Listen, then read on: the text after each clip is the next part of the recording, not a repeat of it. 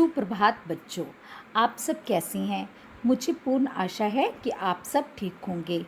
बच्चों, आज हम हिमालय की बेटियां पाठ का सार करेंगे। पाठ का सार करने से पहले मैं आपको इसके बारे में कुछ बताना चाहती हूँ। बच्चों, मैं इस पाठ के द्वारा आपको हिमालय पर्वत की सैर करवाती हूँ। बच्चों, आप पहाड़ी इलाकों में घूमने जाते हैं, वहाँ पर हमें हिमालय की हल्की हल्की चोटियाँ जो हैं वो दिखाई देती हैं। और ये पाठ भी हमारा जो है ये हिमालय की बेटियाँ, जैसे कि इसका शीर्षक आपको सुनकर लगता है, आपके मन में ख्याल भी आता होगा कि हिमालय की बेटियाँ कैसे हो सकती हैं।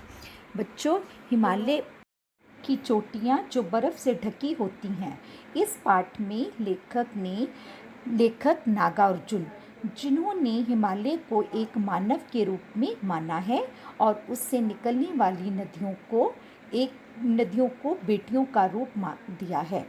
इस पाठ में लेखक ने हिमालय से निकलने वाली नदियों का वर्णन किया है। तो अब आपको इस पाठ का शीर्षक तो समझ में आ ही गया होगा, हिमालय की बेटियां।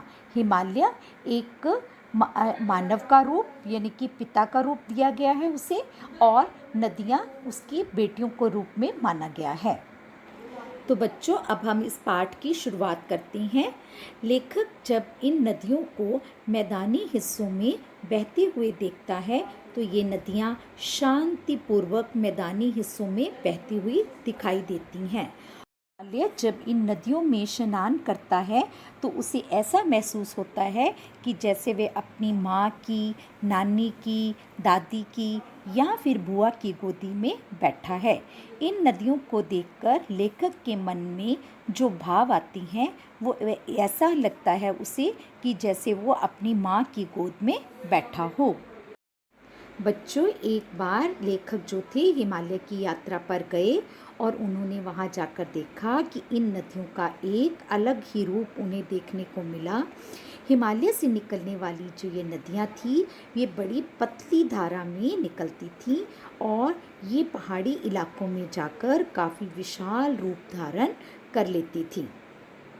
ये देखकर बड़ा ही आश्चर्य होता है।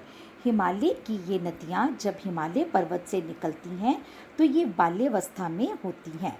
बाल्यावस्था का अर्थ है छोटे बच्चे के रूप में। छोटे बच्चे के रूप में जिस प्रकार बच्चे खेलते हैं, शरारतें करती हैं, वैसे ही ये नदियाँ हिमालय की गोद में खेलती हैं।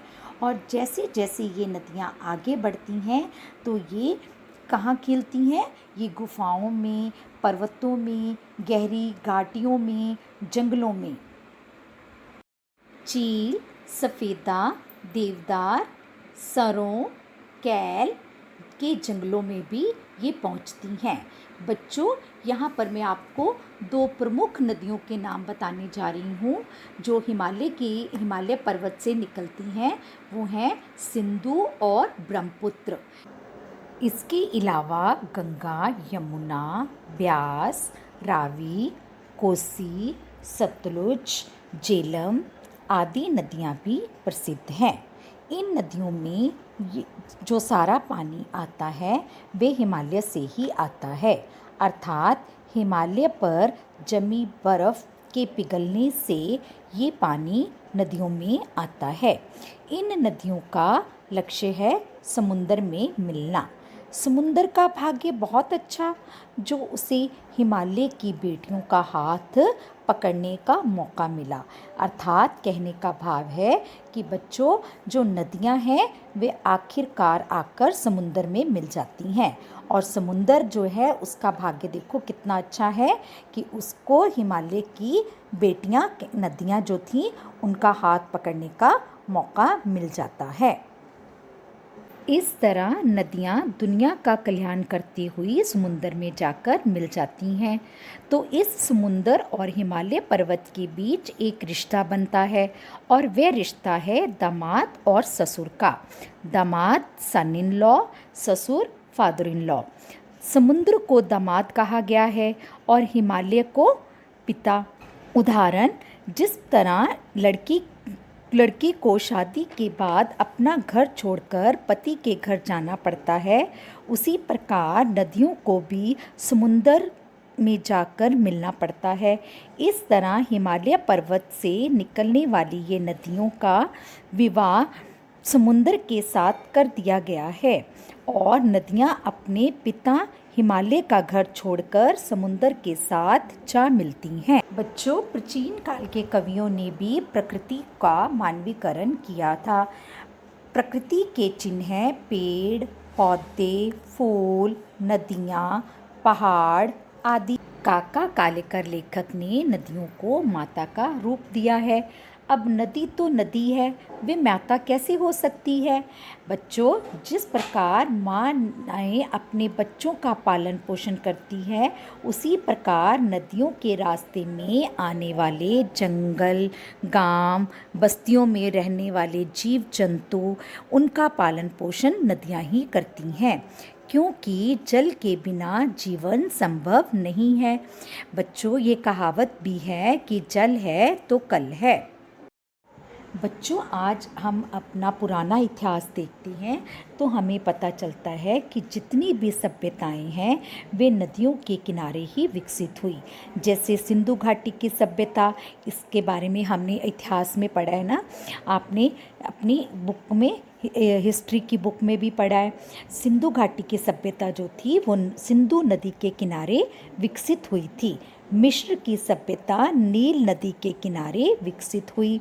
इसी तरह ये नदियाँ मनुष्य जीव जंतु का पालन पोषण तो करती ही हैं और इन्हें माता का रूप भी दिया गया है। लेखक ने इसे लोक माता भी कहा है। जिस तरह हम गंगा को गंगा मैया कहते हैं, इन नदियों की और भी कई रिश्तों के साथ जोड़ा गया है, जैसे बहन का, बेटी का, पुत्री का आदि। जिस प्रकार बहन अपने भाई की मुश्किल का हल निकालती है, उसी प्रकार ये नदियाँ भी कई बार हमारी परेशानियों का हल निकाल देती हैं। बच्चों, यहाँ पर एक उदाहरण भी है। एक बार लेखक बहुत बीमार हो गए और वे सतलुज नदी के किनारे जाकर बैठ गए। उन्होंने अपने पाँव पानी में डाल दिए। बहते जल से उनकी थकावट और बीमारी सब ठीक हो गई और उन्होंने सतलुज नदी पर एक कविता भी लिख दी। जय हो सतलुज बहन तुम्हारी, लीला अचरज बहन तुम्हारी। इस तरह बच्चों, हमने हिमालय की बेटियां पाठ का सार पढ़ा और अगर बच्चों हम प्रकृति को अपना लें तो हमारा जीवन सुंदर बन जाएगा। और नदी के बिना तो बच्चों जीवन ही संभव नहीं है। इसलिए नदियाँ जो हैं हमारे बहुत काम आती हैं। नदियों से हमें काफ़ी लाभ होते हैं। तो बच्चों, हमने हिमालय की बेटियों का पाठ सुना, पाठ का सार सुना और समझा। अब आपने इस पाठ को विस्तार पूर्वक पढ़ेंगे और अगर आपकी कोई शंका होगी तो आप मुझे कॉल कर सकती हैं या व्हाट्सएप के थ्रू पूछ सकती हैं। धन्यवाद।